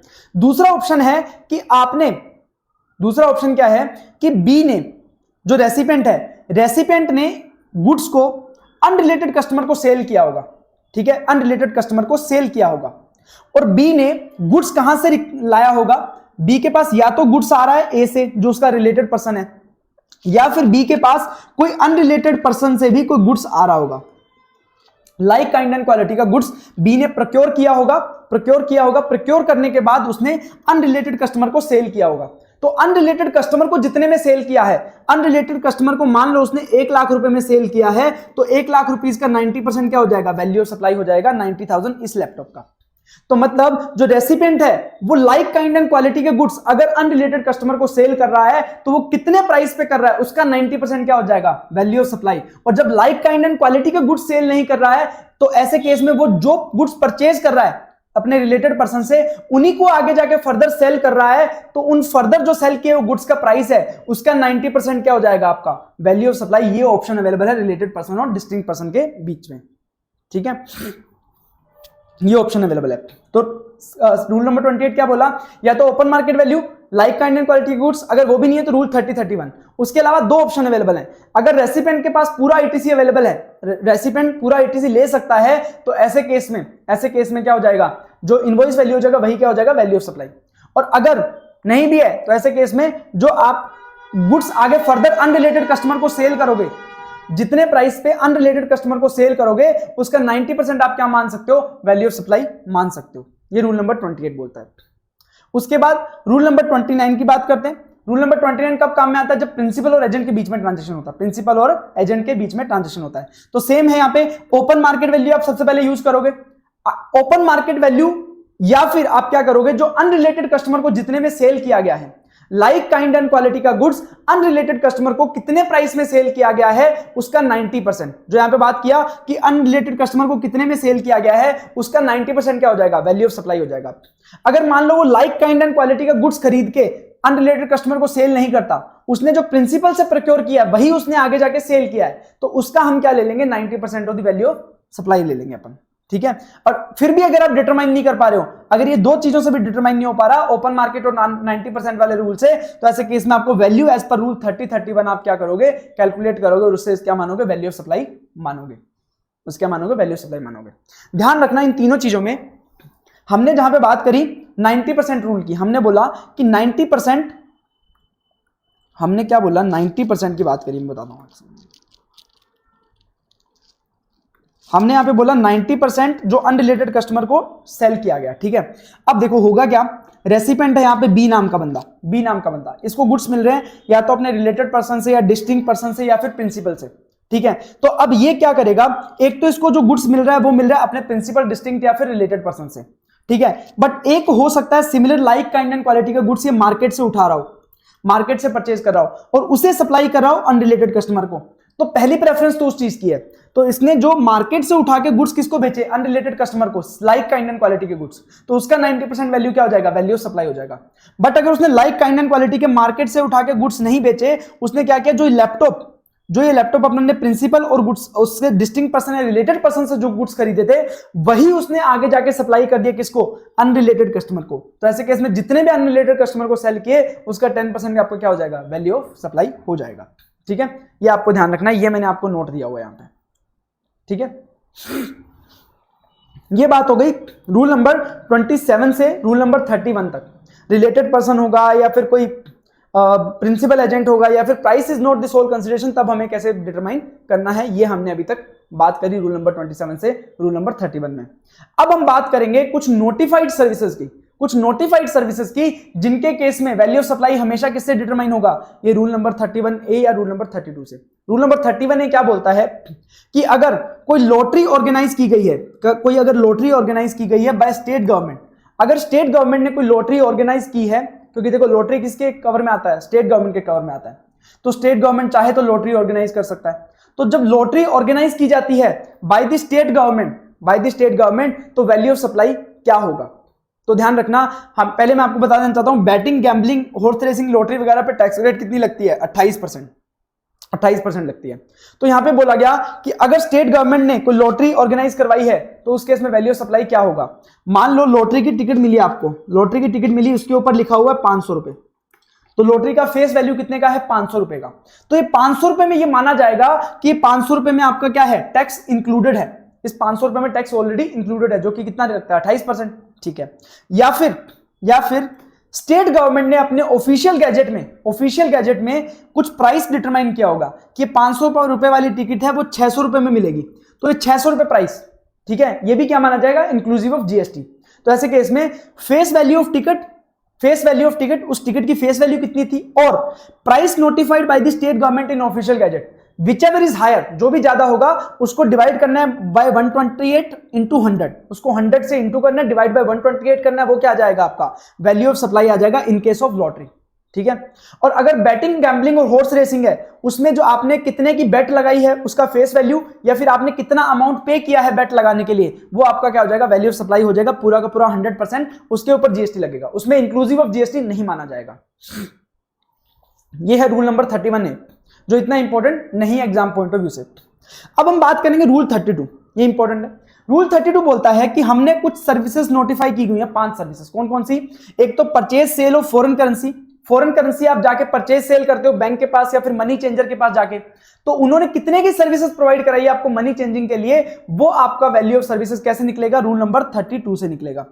अगर आपने कोई एयर टिकट बुक कराई है, तो एयर टिकट मान लो किसी एजेंट के थ्रू बुक कराई है, तो उस एजेंट ने कितने रुपए की सर्विसेज प्रोवाइड कराई है, मान लो 10,000 रुपए की एयर टिकट थी, 10,000 रुपए की एयर टिकट थी, बट वो एजेंट की सर्विसेज तो 10,000 रुपए नहीं है, एजेंट ने जो बुकिंग का काम किया है वो उसकी वैल्यू कितनी है, उसको हम डिटरमाइन करेंगे इस रूल नंबर 32 से। आपका लाइफ इंश्योरेंस अगर आपने लिया है, तो लाइफ इंश्योरेंस के केस में वैल्यू ऑफ सप्लाई कितना है, वो भी किस पे डिटरमाइन करेंगे, रूल 32 से। वाउचर, कूपन या टिकट वगैरह है, तो वो भी किसका वैल्यू डिटरमाइन होगा, रूल 32 से। कोई सेकंड हैंड गुड्स परचेज करते हो, सेल करते हो, ऐसे केस में वैल्यू ऑफ सप्लाई कितना है, वो भी किससे होगा, रूल नंबर 32 से डिटरमाइन होगा। तो रूल नंबर 32 बोलता है कि इन 5 जो नोटिफाइड सर्विसेज हैं, इनके केस में जो वैल्यू ऑफ सप्लाई है वो डिटरमाइन होगा, वो रूल्स के हिसाब से ही होगा, रूल नंबर 32 के हिसाब से ही होगा। ऊपर चाहे कुछ मर्जी लिखा हो, अगर ये 5 सर्विसेज हैं तो इनका जो वैल्यू डिटरमाइन होगा वो रूल नंबर 32 से ही डिटरमाइन होगा, ये तो फिक्स है। तो पहली बात हो गई। पहली बात आते हैं अपन purchase sale of foreign currency और मनी चेंजिंग। अगर मनी चेंजिंग या फॉरेन करेंसी एक्सचेंज का सर्विसेज लिया है, तो ऐसे केस में वैल्यू ऑफ सप्लाई कितना होगा, तो वहां पे आपको 2 मेथड दिए गए हैं। फर्स्ट मेथड है मेथड 1, उसको बोलते हैं रूल नंबर 32 सब रूल 2 और ए पार्ट, ठीक है। रूल 32 2A पार्ट क्या होता है, जब ये रूल 32 2A पार्ट लिखा हो तो उसमें लगाना है अपने को मेथड 1। मेथड 1 क्या बोलता है, जहां पे where of one of the currency exchange is INR, ठीक है। मैंने क्या किया, USD से INR में कन्वर्ट किया, या ऑस्ट्रेलियन डॉलर से INR में कन्वर्ट किया, या मैंने INR को कन्वर्ट किया ऑस्ट्रेलियन डॉलर में, या INR को कन्वर्ट किया मैंने USD में। तो यहाँ पे दोनों जो करेंसी एक्सचेंज हो रही हैं, उनमें से कोई एक ना एक करेंसी क्या है, INR है। तो ऐसे केस में क्या करना है, अगर RBI की रेफरेंस रेट अवेलेबल है, RBI क्या करता है, टाइम टाइम पे करेंसी की एक्सचेंज रेट डिक्लेयर करता है, जैसे USD 70 रुपए का है, AUD 50 रुपए का है, तो ऐसे डिक्लेयर करता है। तो अगर RBI बट कुछ करेंसी की वो डिक्लेयर नहीं करता है, सब करेंसी की डिक्लेयर नहीं करता है, RBI कुछ ही करेंसी का रेफरेंस रेट अवेलेबल करवाता है। तो अगर तो RBI का रेफरेंस रेट अवेलेबल है, तो ऐसे केस में वैल्यू ऑफ सप्लाई क्या हो जाएगा, वैल्यू ऑफ सप्लाई क्या हो जाएगा, RBI की रेफरेंस रेट और कितने में मैंने उसे बाय सेल किया है। मैंने $1 का RBI का रेफरेंस रेट कितना है, और मैंने उसे कितने में सेल और बाय किया है, सेल और बाय किया, बैंक के साथ कितने में डील किया है, दोनों का जो डिफरेंस है, अगर उसको मैं इंटू करूंगा by the unit of foreign currency, कितनी करेंसी मैंने एक्सचेंज करवाई है, वो मेरा क्या आ जाएगा, वैल्यू ऑफ सप्लाई हो जाएगा। ये तब होगा जब RBI की रेफरेंस रेट अवेलेबल है और दोनों में से कोई एक करेंसी क्या है, INR है।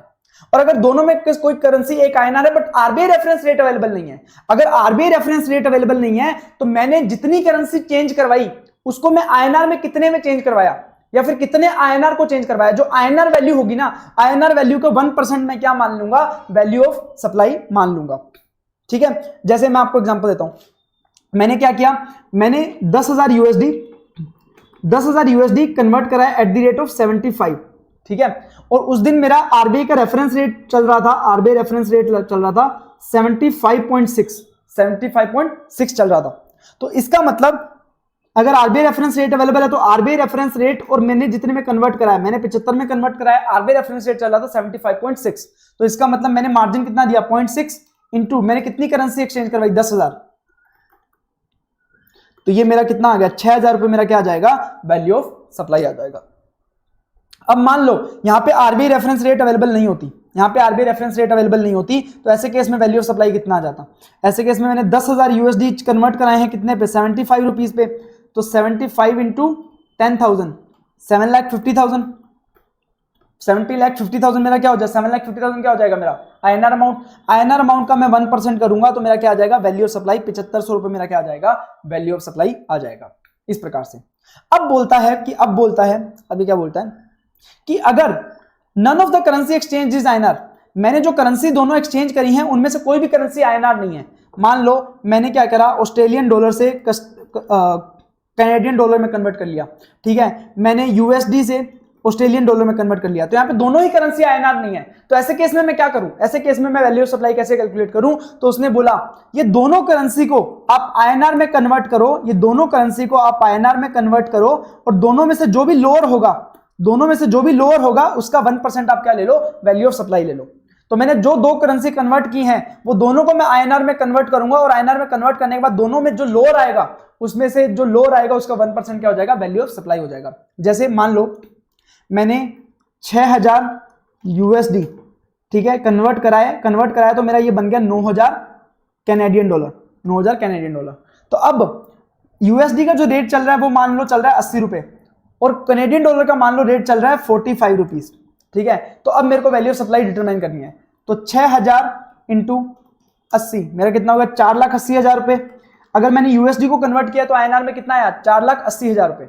ये क्या है, RBI रेफरेंस रेट है, ठीक है। अब मैं अगर कैनेडियन डॉलर को कन्वर्ट करूं तो 9,000 कैनेडियन डॉलर 45 की रेट से कितना हो गया, 4,05,000 रुपए, ठीक है। 9,000 इंटू 45, 4,05,000 रुपए। अब दोनों में से लोअर कौन सा है, 4,05,000।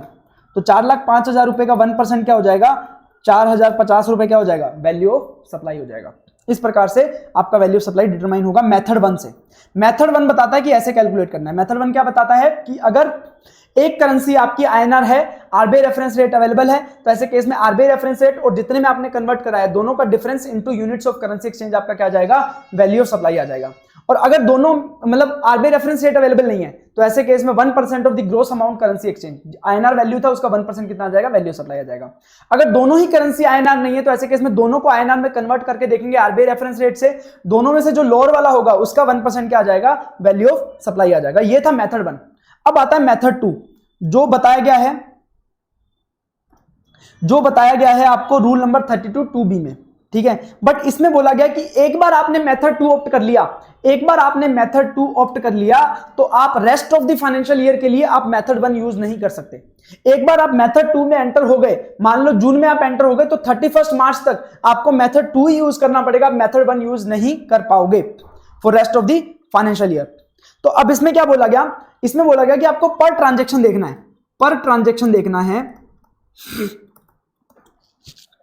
अगर पर ट्रांजेक्शन INR वैल्यू आपने जो कन्वर्ट कराई है वो 1 लाख रुपए तक है, अगर 1 लाख रुपए तक है तो 1% ऑफ द अमाउंट और 250 विचएवर इज हायर आपका क्या हो जाएगा, वैल्यू ऑफ सप्लाई हो जाएगा।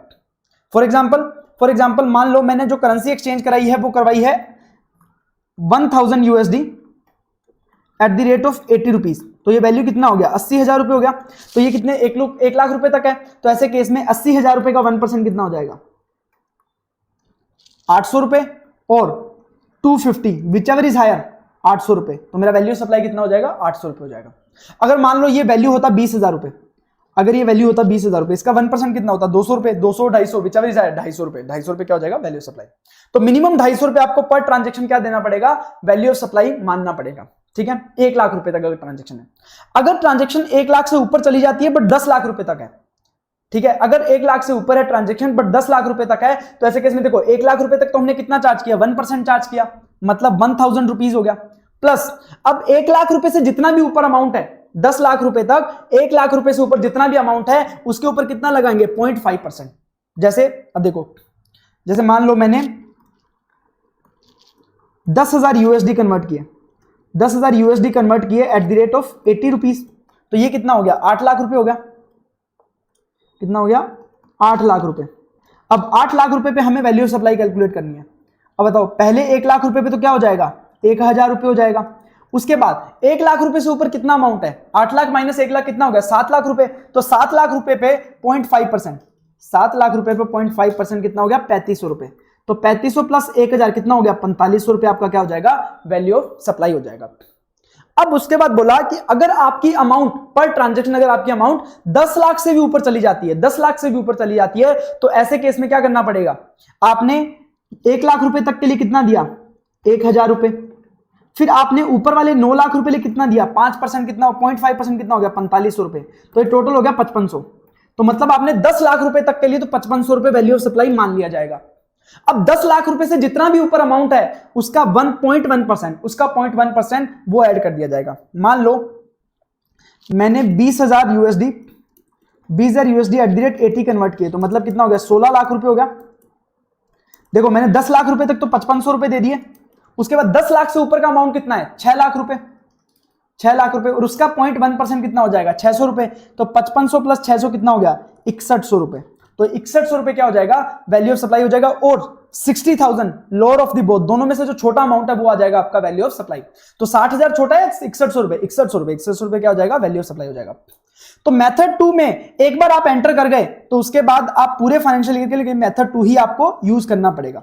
तो ध्यान रखना, जैसे जैसे पर ट्रांजैक्शन आपकी वैल्यू बढ़ती जाएगी वैसे वैसे आपको ये जो मेथड 2 है वो ज्यादा बेनिफिशियल होता जाएगा। बट क्वेश्चन में अगर कभी भी पूछे कि मेथड 1 और मेथड 2 के दोनों में बेनिफिशियल कौन है, तो आपको मेथड 1 से करके देखना है, मेथड 2 से करके देखना है, दोनों में से किस में वैल्यू सप्लाई कम आ रही है वो आपका क्या हो जाएगा? बेनिफिशियल हो जाएगा। पर ध्यान रखना, अगर क्वेश्चन में लिखा है कि 32 2A से करके दिखाओ तो मेथड 1 यूज करना है, अगर लिखा है 32 2B से करके दिखाओ तो मेथड 2 से यूज करना है, ये आपको ध्यान रखना है।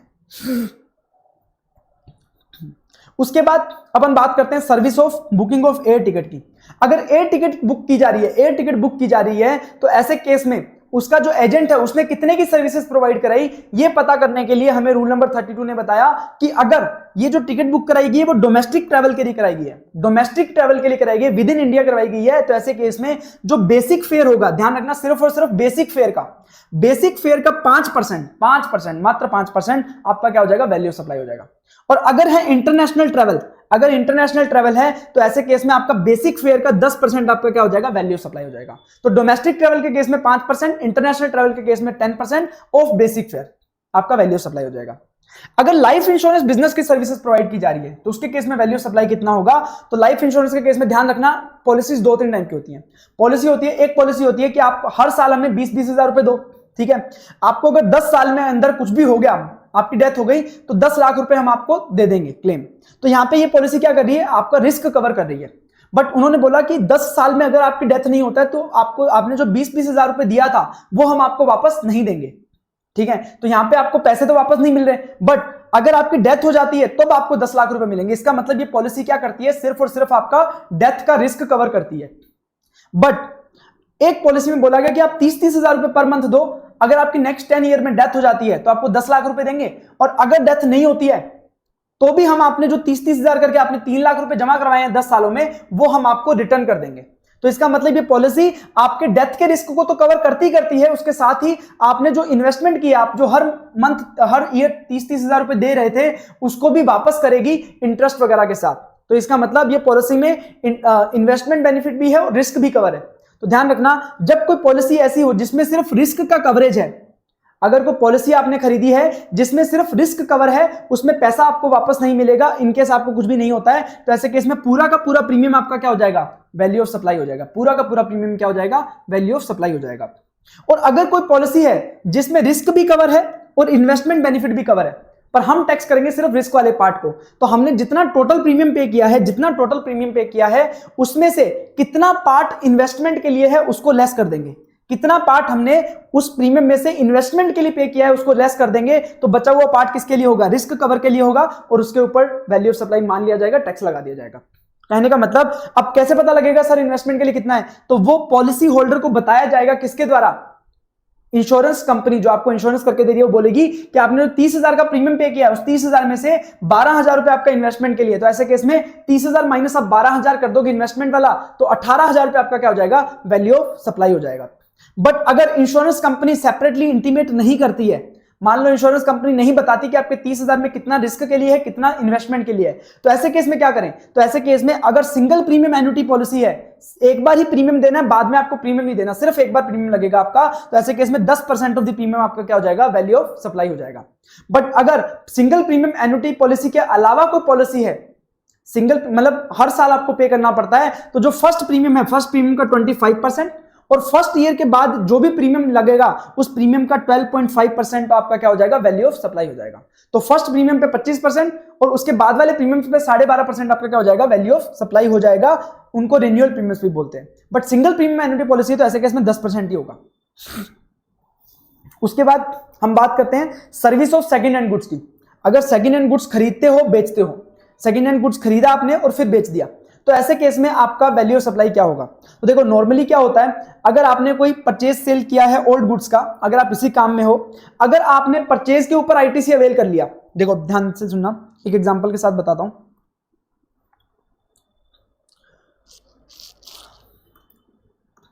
अगर आपने 5 लाख रुपए का कोई गुड्स खरीदा, ठीक है, और उसको आगे बेच दिया 10 लाख रुपए में, या मान लो 12 लाख रुपए में बेच दिया, तो वैसे केस में आपका 12 लाख रुपए पे 18% टैक्स ले कितना लगेगा, 2,16,000 रुपए। और यहां पे आपने टैक्स पे किया होगा 90,000। तो 90,000 अगर आपने आईटीसी अवेल कर लिया तो यहां पे आपको टैक्स कितना पे करना पड़ेगा, 2,16,000 माइनस 90,000, या आपका आ गया 1,26,000। ठीक है। बट अगर आपने ये आईटीसी अवेल नहीं किया तो ऐसे केस में आपको ये 90,000 का क्रेडिट नहीं है, तो ऐसे केस में आपको 2,16,000 का टैक्स पे करना पड़ जाएगा। इसके लिए गवर्नमेंट ने बोला कि अगर आपने आईटीसी अवेल कर लिया, आपने जब ओल्ड गुड्स परचेज किए थे, आपने उसके ऊपर अगर आईटीसी अवेल कर लिया, तो आप जितने में उसको सेल कर रहे हो, ट्रांजैक्शन वैल्यू जितने में आप सेल कर रहे हो 12 लाख रुपए में, तो 12 लाख पे क्या करना पड़ेगा, टैक्स पे करना पड़ेगा। वो आपका क्या हो जाएगा, वैल्यू सप्लाई हो जाएगा। बट अगर आपने ये आईटीसी अवेल नहीं किया, अगर आपने ये आईटीसी अवेल नहीं किया, इसका मतलब कोई दिक्कत वाली बात नहीं, आप मार्जिन पर टैक्स पे कर दो। जैसे 12 लाख रुपए में अगर आपने सेल किया, माइनस आपने परचेज कितने में किया था, 5 लाख रुपए में, तो मार्जिन कितना हो गया, 7 लाख रुपए। तो 7 लाख रुपए पे आप टैक्स पे कर दो, चलेगा। तो ये 7 लाख क्या हो जाएगा, आपका वैल्यू ऑफ सप्लाई हो जाएगा। तो अगर आपने परचेज करते टाइम, ओल्ड गुड्स को परचेज करते टाइम अगर उस पर आईटीसी नहीं लिया है, तो आप जितने में उसको सेल करोगे और परचेज किया था, दोनों का डिफरेंशियल अमाउंट जो मार्जिन होता है, उसको आप क्या मान लोगे, वैल्यू ऑफ सप्लाई मान लोगे। बट हाँ, अगर मार्जिन नेगेटिव है, मान लो मैंने 6 लाख रुपए में गुड्स खरीद के 4 लाख में बेच दिया, तो ऐसे कैसे मैंने 2 लाख रुपए का नुकसान खाया, तो उसको इग्नोर करना है, पूरा का पूरा इग्नोर करना है। ऐसा नहीं कि गवर्नमेंट से पैसे वापस मांग लोगे, मैंने तो नुकसान में बेच दिया, उसको इग्नोर ही करना पड़ेगा। तो अगर आपको यहां पे परचेज वैल्यू की बात करें, परचेज वैल्यू, ठीक है, selling price minus purchase value, यहां पे तो सिंपल था कि 12 लाख रुपए में सेल कर दिया, 5 लाख रुपए में परचेज कर दिया, 7 लाख रुपए आपका मार्जिन आ गया। अब इस परचेज वैल्यू को हमें डिटरमाइन करने के लिए कुछ और चीज बताई गई है कि अगर आपने जो सामान खरीदा था उसके ऊपर आपने डेप्रिसिएशन लेना चालू कर दिया, अगर आपने डेप्रिसिएशन लेना चालू कर दिया, तो आप जब परचेज वैल्यू लोगे तो वो डेप्रिशिएटेड वैल्यू लोगे, जितने में खरीदा था वो नहीं लोगे। खरीदने के बाद आपने उसके ऊपर कितना डेप्रिसिएशन लगाने के बाद कितना अमाउंट बचा, उसको आप क्या मानोगे, परचेज वैल्यू मानोगे। उसके बाद अगर आपने कोई गुड्स परचेज किया था और आपने हायर परचेज पे दिया था, जैसे एक ए नाम का बंदा है, उसने एक गाड़ी परचेज करी, व्हीकल हायर परचेज पे, ठीक है, और इसको फाइनेंस किया बजाज फाइनेंस ने, ठीक है। तो अब क्या है, ए को क्या करना है, किस्तें पे करनी है, इंस्टॉलमेंट्स पे करनी है। इंस्टॉलमेंट्स जैसे ही वो इंस्टॉलमेंट्स में कहीं ना कहीं पे वो डिफॉल्ट कर जाएगा, तो जैसे ही डिफॉल्ट करेगा तो बजाज फाइनेंस वाला क्या करेगा, वो गाड़ी उठा के ले जाएगा, और जब गाड़ी उठा के ले जाएगा तो उसको बेच देगा, वो अपने पास रख के तो कुछ करेगा नहीं। तो मतलब अगर कोई हायर परचेज पे आपने गाड़ी ली है और आप डिफॉल्ट कर देते हो और उस गाड़ी को रीपोजेस कर लिया जाता है, रीपोजेस कर लेती है बजाज फाइनेंस, तो बजाज फाइनेंस ने अब इस गाड़ी को बेच दिया, तो जब बेचेगी तो सेल प्राइस तो यहां पे अपने पास अवेलेबल है जितने में बेचेगा, बट परचेज वैल्यू कितनी होगी, तो देखो जितने में इसने ओरिजिनली परचेज किया था, मान लो परचेज किया था 5 लाख रुपए में, ठीक है, तो वो परचेज प्राइस में से जितने क्वार्टर, जिस दिन से परचेज किया था जिस दिन मैं सेल कर रहा हूं, उसके बीच में जितने भी क्वार्टर हैं पर 5% पर quarter, part of the quarter हम लेस करते जाएंगे। मान लो इसको मैंने 5 क्वार्टर के लिए यूज किया, तो मैं 25% इसमें से लेस कर दूंगा, तो मेरा जो वैल्यू आएगा वो आ जाएगा परचेज वैल्यू। एक तरह से डेप्रिसिएशन प्रोवाइड करा रहे हैं, और डेप्रिसिएशन लगने के बाद जो परचेज वैल्यू आएगी उसको मैं यूज करूंगा मार्जिन कैलकुलेट करने के लिए। तो ये बताता है मेरा, जब मैं सेकेंड हैंड गुड्स को सेल परचेज करता हूं तब मेरा कैसे उसका ट्रीटमेंट होगा वैल्यू सप्लाई का। अब अगर मान लो रिडीमेबल वाउचर है, टोकन है, कूपन है, तो ऐसे केस में क्या किया जाए, तो ऐसे केस में मान लो मैंने कोई कूपन खरीदा 500 रुपए का, 500 रुपए का वाउचर खरीदा, बट उसको मैं यूज कर सकता हूं 1,000 रुपए की परचेज करने के लिए। उसको यूज कर सकता हूं 1000 रुपए की परचेज करने के लिए। तो ऐसे केस में बताओ वैल्यू ऑफ सप्लाई 500 है या 1000 रुपए। तो ऐसे केस में बताया गया है कि वैल्यू ऑफ सप्लाई यहां पे 1000 रुपए होगा। उस वाउचर को कितने में खरीदा उससे फर्क नहीं पड़ता, उस वाउचर का कितने रुपीस के लिए यूज किया जा सकता है, कितने मनी वैल्यू के लिए यूज किया जा सकता है, दैट इज इंपॉर्टेंट। वो आपका क्या हो जाएगा, वैल्यू ऑफ सप्लाई हो जाएगा। ये आपके हो गए रूल 32 तक। अब हम बात करेंगे रूल 33, जो बताता है कि प्योर एजेंट के केस में वैल्यू ऑफ सप्लाई कैसे डिटरमाइन करना है। प्योर एजेंट के केस में वैल्यू ऑफ सप्लाई कैसे डिटरमाइन करना है। तो ये बताता है कि अगर आपने किसी सप्लायर को अपॉइंट किया है किसी काम के लिए और वो सप्लायर आपके बिहाफ पे कोई खर्चे कर रहा है, आपके बिहाफ पे कोई खर्चे कर रहा है और खर्चे करके आपसे एक्चुअल में रिंबर्समेंट ले रहा है, एक्चुअल में रिंबर्समेंट ले रहा है, तो ऐसे केस में जो रिंबर्समेंट उसने एक्चुअल बेसिस पे लिया है क्या उसे वैल्यू ऑफ सप्लाई में काउंट किया जाएगा या नहीं किया जाएगा, क्योंकि वो खर्चा उसने आपके बिहाफ पे किया है, सर्विसेज के लिए नहीं है, वो आपने खर्चा आपके बिहाफ पे किया और एक्चुअल बेसिस पे आपसे रिंबर्समेंट ले रहा है, उसके ऊपर कोई भी प्रॉफिट नहीं कमा रहा है, तो क्या उसे वैल्यू ऑफ सप्लाई में इंक्लूड किया जाएगा। तो यहां पे मैं आपको एक एग्जांपल के साथ समझाता हूं।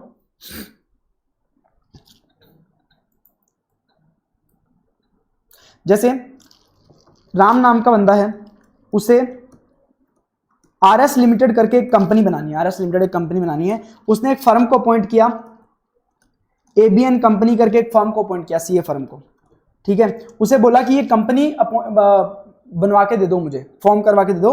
तो एबी कंपनी ने बोला मैं चार्ज करूंगा 50,000 तो कंपनी फॉर्मेशन की फीस चार्ज करूंगा, अलोंग विद दैट अगर कोई एमसीए की फीस लगेगी वो मैं आपसे एक्चुअल बेसिस पे चार्ज करूंगा, ठीक है। तो एमसीए फीस लगी मान लो 15,000 रुपए, तो एबीएन कंपनी ने इनसे पैसा लिया 65,000 रुपीज, 15,000 रुपए ऐड करके। तो बताओ क्या वैल्यू ऑफ सप्लाई कितना होगा, 50,000 रुपए होगा या 65,000 होगा। तो प्योर एजेंट का कंसेप्ट बोलता है कि अगर ये एबीएन कंपनी और आरएस राम के बीच में जो एग्रीमेंट हुआ है, अगर वो प्योर एजेंट की सारी कंडीशन फुलफिल कर देता है, अगर वो प्योर एजेंट की सारी कंडीशन फुलफिल कर देता है, तो जो वैल्यू ऑफ सप्लाई में जो एमसीए का फीस है, जो एक्चुअल बेसिस पे रिंबर्समेंट लिया जा रहा है, तो उसे वैल्यू ऑफ सप्लाई में इंक्लूड नहीं किया जाएगा। तो क्या क्या कंडीशंस हैं देखते हैं। पहली बात तो प्योर एजेंट कौन होता है, प्योर एजेंट कौन होता है, ऐसा व्यक्ति जो रेसिपिएंट के साथ एंटर हुआ है to act as a pure agent. तो अब यहां पे रेसिपिएंट कौन है, राम सर्विसेज ले रहा है कंपनी फॉर्मेशन की, और सप्लायर कौन है, एबीएन कंपनी सीए फर्म जो सर्विसेज प्रोवाइड करा रही है कंपनी फॉर्मेशन की। तो ऐसे केस में इन दोनों के बीच में कोई एग्रीमेंट हुआ है to work as a pure agent, और जो ये सप्लायर है उसको इस कंपनी से कोई मतलब नहीं है, जो सर्विसेज वो प्रोवाइड कर रहा है उससे कोई भी बेनिफिट सप्लायर को नहीं हो रहा है, उससे बेनिफिट किसको होगा, रेसिपिएंट को ही होगा, उससे कोई भी टाइटल होल्ड नहीं करता, ना ही कोई बेनिफिट हो रहा है। दूसरी बात, वो सिर्फ एक्चुअल अमाउंट इनकर रिकवर कर रहा है, तो जो उसने यहाँ पे एमसीए फीस में 15,000 रुपए इनकर किए हैं वही 15,000 रुपए रिकवर करेगा, 15,000 रुपए से 1 रुपया भी ऊपर रिकवर नहीं करेगा। अगर उसने 15,000 रुपए से ऊपर 1 रुपया भी रिकवर किया तो ऐसे केस में उसे भी वैल्यू ऑफ सप्लाई में इंक्लूड कर लिया जाएगा, वो आपका प्योर एजेंट नहीं कहलाएगा, ठीक है। अब प्योर एजेंट, एक बार आप प्योर एजेंट कहला दिए, अगर प्योर एजेंट होने के बाद भी आपको कुछ कंडीशन सेटिस्फाई करनी पड़ेंगी सो दैट जो आपने पैसा इनकर किया है, जो एक्सपेंस इनकर किया है ऑन बिहाफ ऑफ रेसिपिएंट, उसको वैल्यू ऑफ सप्लाई में इंक्लूड ना किया जाए, उसके लिए आपको 4 कंडीशन फुलफिल करनी पड़ेंगी। कौन सी, सबसे पहले जो आपने पेमेंट किया है, जो आपने पेमेंट किया है वो आपने रेसिपिएंट के बिहाफ पे किया है। दूसरी बात, जो आपने पेमेंट रेसिपिएंट के बिहाफ पे किया है उसके लिए रेसिपिएंट ने आपको ऑथराइज किया है। तीसरी बात, जो पेमेंट किया है वो मेन सप्लाई के साथ साथ है, आपका मेन सप्लाई था ये 50,000 रुपए का कंपनी फॉर्मेशन का, इसके साथ आपने कुछ पैसा दिया है 15,000 रुपए जो एक्चुअल एक्सपेंस इनकर हुआ है, तो कहीं ना कहीं आप उसको कोई मेन सप्लाई प्रोवाइड करा रहे थे, उसके साथ आपने कोई एक्सपेंस इनकर किया है ऑन बिहाफ ऑफ रेसिपिएंट। ये तीसरा कंडीशन। फोर्थ कंडीशन, आपको इनवॉइस में वो अमाउंट सेपरेटली शो करना पड़ेगा। तो जब इनवॉइस बनेगा तो इनवॉइस के अंदर शो करना पड़ेगा कि company formation fees 50,000, MCA fees recovered on actual basis 15,000। तो ये आप सेपरेटली दिखाओगे तभी उसे क्या है वैल्यू सप्लाई से एक्सक्लूड किया जा सकता है। अगर आपने मान लो टोटल दिखा दिया यहां पे 65,000 तो आप उसे वैल्यू सप्लाई से एक्सक्लूड नहीं कर पाओगे। 65,000 ये आपका क्या हो जाएगा, वैल्यू ऑफ सप्लाई हो जाएगा। तो इस प्रकार से ये कंडीशन सारी अगर फुलफिल हो जाती हैं तो जो एक्सपेंस आपने एक्चुअल बेसिस पे रिंबर्समेंट ले रहे हो आप रेसिपिएंट से, तो उसे वैल्यू ऑफ सप्लाई में इंक्लूड नहीं किया जाएगा। ये प्योर एजेंट का कंसेप्ट बोलता है।